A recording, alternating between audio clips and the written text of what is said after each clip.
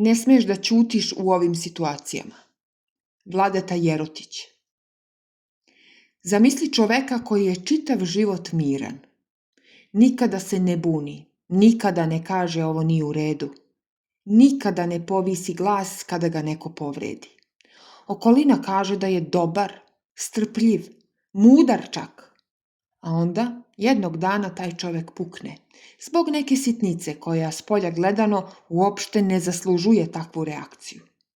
Ono što niko nije video kod njega su godine progutanih nepravdi koje su se nagomilale ispod te mirnoće.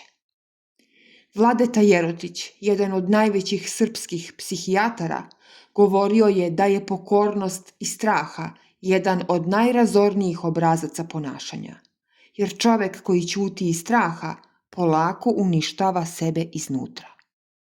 Na osnovu tog principa danas prolazimo kroz 5 situacija u kojima ćutanje nije mudrost, već šteta koju sami sebi nanosimo. Dobrodošli. Situacija broj 1. Kada ti je naneta nepravda. Na primjer, kolega preuzme sve zasluge za projekat na kojem si mesecima radio. Ili šef unaprijedi nekog ko se samo dobro dodvoravao i ulizivao. Ćutiš jer misliš da će nekako samo od sebe da se vidi ko je stvarno zaslužan. To se retko samo od sebe vidi. Jerotićev princip da je pokornost i straha razorna vidi se i ovde. Ćutanje ništa ne rešava, već samo odlaže. Kada ćutiš pred nepravdom, ti šalješ poruku onom ko ti je nepravdu naneo, da se sa tobom tako može. Nepravda se nikada ne ispravlja sama i gotovo uvek se ponovi onda kada ostane neimenovana. Svaki put kada prećutiš, ostaješ bez malog dela svog integriteta, a ljudi oko tebe uče da nemaš granice. Zato reč, izgovorena na vreme, mirno i konkretno, ovo je moj rad i to će se znati, vrednija je od svakog ćutanja, dobrote, kompromisa i nade da će neko drugi da primeti istinu. Situacija broj 2. Ne smeš da ćutiš kada te neko izda. Neko kome si verovao javno razglasi tvoju tajnu. Ili te partner slaže o nečemu važnom. Prva reakcija je često da se pravimo da nam to ne smeta, iz straha da ne ispadnemo previše osetljivi ili da ne pokrenemo svađu koju ne želimo.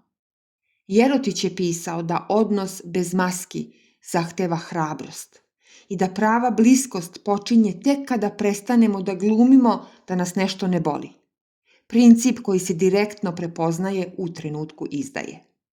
Kada ćutiš o izdaji, ti ne štitiš odnos, ti štitiš iluziju o odnosu, dok osoba koja te je izdala nastavlja da veruje da je prošla nekažnjeno, jer u neku ruku i jeste.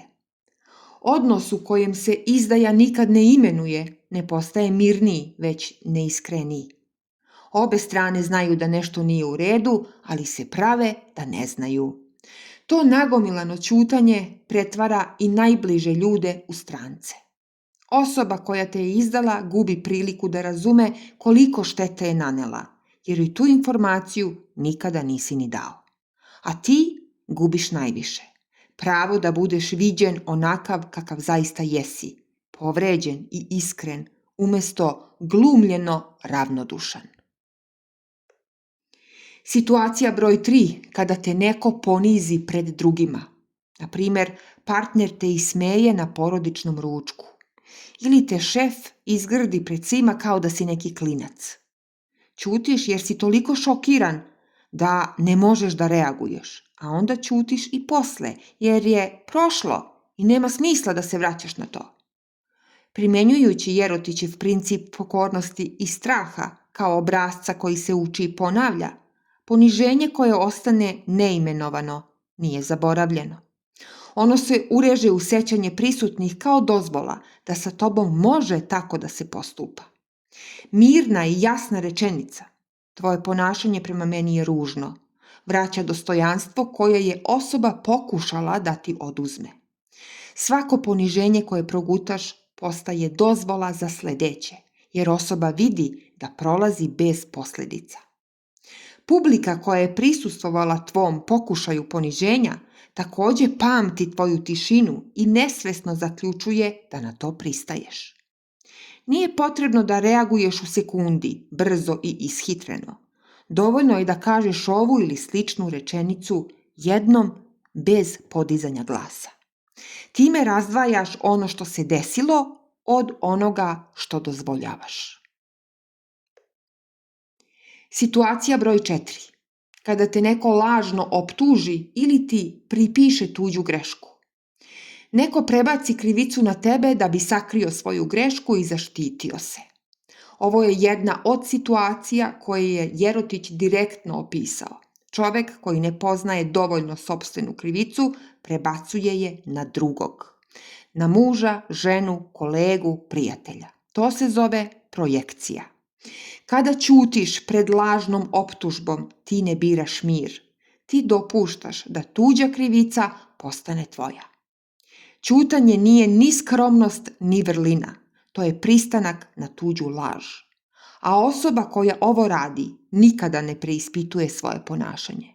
Zašto bi, kada je pronašla osobu koja će bez reči da nosi njenu krivicu? Svaki put kada dozvoliš da tuđa greška ostane zapisana pod tvojim imenom, ti gradiš reputaciju koja uopšte nije tvoja. Zato jedno mirno i staloženo, to nisam uradio ja. Evo i zašto. Vredi neuporedivo više nego pokušaj da dokazuješ istinu godinama kasnije. Situacija broj 5. Ne ćuti kada te neko iskorišćava jer si dobar. Stalno uzimaju novac od tebe i retko vraćaju. Uvek ti ostaješ duže na poslu jer ti to čas završiš. Možda čuvaš tuđu decu, dovoziš, odvoziš, pomažeš i niko te ne pita da li tebi to odgovara. Ćutiš jer se plašiš da ćeš ako kažeš neću, ne mogu, nemam, da ispadneš sebičan i samoživ. Ako primenimo Jerotićev princip pokornosti na ovu situaciju, dobrota koja ne bira kome i koliko daje, prestaje da bude dobrota i postaje glupost. Kada ćutiš o svojim potrebama, ti učiš druge da su tvoje vreme i energija bezvredni. Ljudi koji te koriste radit će to onoliko koliko im dozvoliš, a tvoje ćutanje im govori da mogu da nastave. Svaki put kada kažeš da, onda kada telo i mozak vrište ne, ti trošiš rezervu koja se prazni do trenutka kolapsa, bolesti ili emocionalnog sloma. Osoba koja te zaista poštuje neće da se uvredi kada čuje tvoje ne mogu ovog puta. Ona koja se uvredi na tvoje ne, pokazuje ti da je sa tobom iz koristoljublja. Jerotić je jednom rekao da čovek koji ne postaje bolji, postaje gori. Da na putu kojim idemo ne postoji stajanje u mestu. Isto važi i za ćutanje. Svaki put kada progutaš nepravdu, izdaju ili poniženje, umjesto da ih imenuješ, ti ne ostaješ isti. Ti malo po malo nazaduješ dok se ne navikneš na verziju sebe koja trpi više nego što treba. Hrabrost da progovoriš znači da biraš da rasteš umjesto da trpiš i da imenuješ umjesto da se pretvaraš da nisi primetio. Drugima ostavi njihove izbore, njihove greške i savest, ali sebi ostavi pravo glasa, jer je to jedina stvar koju niko ne može da ti oduzme. Ako ti se video dopao, podeli ga sa drugima i na svojim društvenim mrežama. Hvala.